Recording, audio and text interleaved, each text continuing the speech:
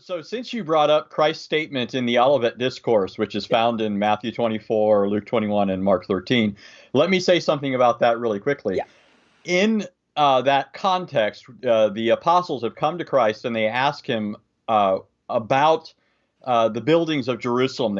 He has just left the temple. Matthew 23 speaks of Jesus just leaving the temple. And so they're on the Mount of Olives. They're looking at the Temple Mount and the buildings in Jerusalem. And they draw his attention to them and they say, Lord, look at all these beautiful buildings and so forth. And Jesus said, I tell you the truth, not one stone here will be left on top of another. And that leads them to ask, when's all this going to happen and what's going to be the end of the age? And so in the context of that, Jesus says, with some variation in the different accounts, depending on what the emphasis was of the gospel writer, but they say, or Jesus says, no man knows the day or the hour, not the angels in heaven, nor the Son, but the Father only. Now, there's several things to be observed here. In the first place, this isn't Islam, no matter how you interpret it.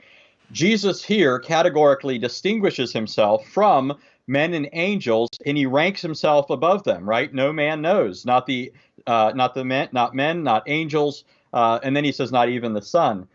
But how do we account for him saying he doesn't know the day or the hour if, in fact, he is the Son? And here we have to remember what it means to call him the Son of God.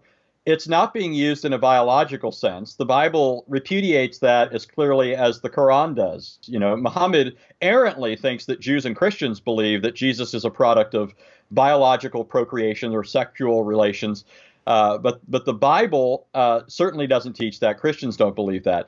Christ was conceived in his mother's womb by the power of the Holy Spirit, according to predictive prophecy, as well as according to its fulfillment in Matthew 1, in Luke 1, and so forth. So when the New Testament speaks of Jesus as Son of God, it clearly means it in a divine sense.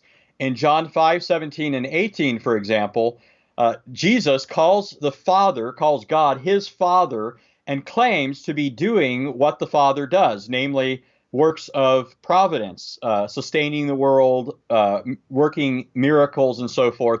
And this leads the Jews to want to kill him because in calling God his own Father, it says, he was making himself equal with God. And so the claim of sonship on the part of Jesus was a claim of equality.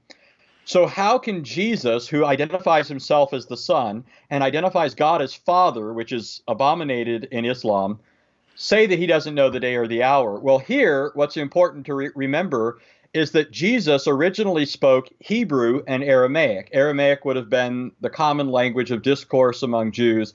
Hebrew would have been the scholarly language, what they would have used in synagogue and so forth.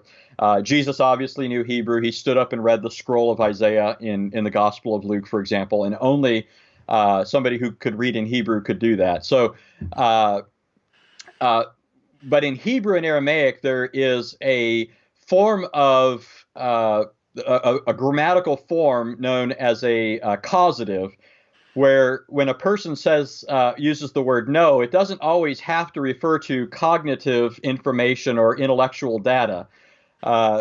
So, for example, this isn't an example of a causative, but it's an example of the word know being used differently than simply intellectual knowledge. In Genesis 4, it says, Adam knew his wife Eve, and she conceived and bore a son. Clearly, that doesn't mean that Adam came to have intellectual knowledge of Eve, and as a result of that, she became pregnant. It's saying that he had an intimate relationship with her, and that produced a child. Likewise, in the book of Amos, God says of Israel, you only have I known among all the families of the earth. There it means that God loved them. He loved Israel as his special people. So the word know can be used in various ways, and I just gave one other example of that.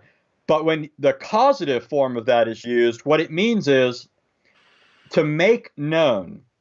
Now, just to make this easy, I don't want to take the whole time on this. I want to get to Allah. Yeah. But you have an example of what I'm thinking of here in 1 Corinthians chapter 2.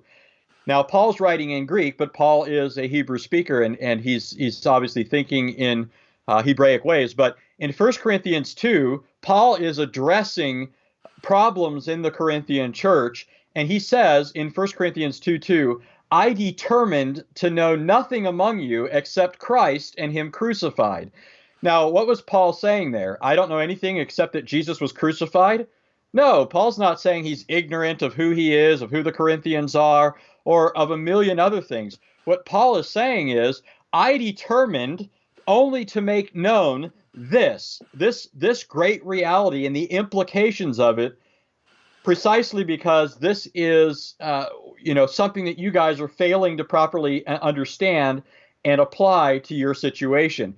And so Paul wasn't saying he didn't know anything else. He was saying he wasn't going to make known anything else.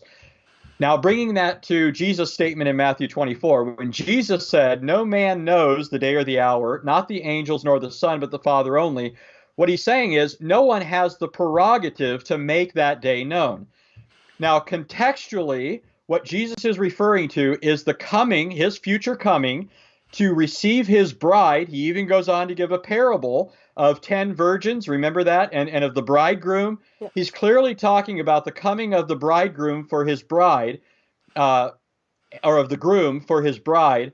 And in that context, he says, nobody has the right to make that day known. In Jewish culture, when it came time for a son to go and get his bride, the right belonged to the father to declare that day to the people. The son couldn't tell people when that day was. And so all Jesus is doing in Matthew 24 is saying, I am the Son, he is the Father. It's his prerogative as the Father to declare that day to men. That's why that passage doesn't refute the Spirit knowing the day or the hour, because Jesus is talking about the Father's prerogative to declare the day, which is the Father's prerogative. And that's proven, by the way, in Acts 1, when the disciples said to Jesus, are you at this time going to restore the kingdom to Israel? And Jesus said, it's not for you to know the times or seasons which the Father has fixed by his own authority. He says, you just be busy about the work that God has given you. So it's the Father's prerogative to make that day known. So that's how I would address that passage. The classical way that people address that passage is to explain it in terms of Christ's two natures. I think that works in part because Christ obviously had a divine nature and a human nature, and his human nature is really human. He slept, he wept, he died in his human nature. It was a real human nature. And so from that perspective, he could grow and learn and so forth.